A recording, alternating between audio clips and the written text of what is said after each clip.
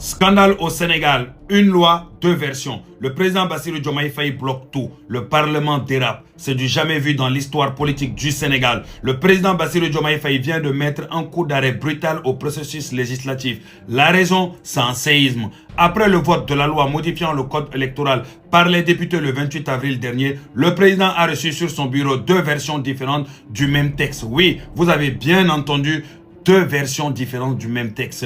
On parle ici de deux documents divergents pour une seule et même loi votée à l'Assemblée nationale. Face à ce qui ressemble à une manipulation ou à une erreur administrative d'une gravité extrême, le président Diomaye Faye a refusé de promulguer le texte et a exigé immédiatement une seconde lecture. Il ne peut y avoir de flou quand on touche au code électoral, la base même de notre démocratie. Le président de l'Assemblée nationale, El Malick Ndiaye, se retrouve au centre de la tempête. Comment deux textes différents ont-ils pu sortir des bureaux du Parlement?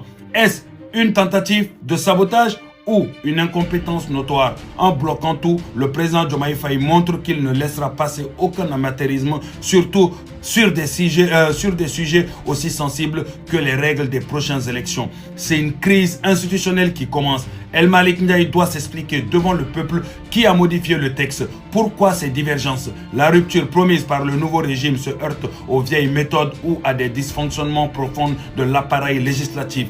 Dites-moi en commentaire, s'agit-il d'un complot pour piéger le nouveau président ou d'une faute grave de l'Assemblée? N'hésitez pas à distribuer. Le Sénégal doit savoir que la vigilance est totale au sommet de l'État. On ne joue pas avec le code électoral.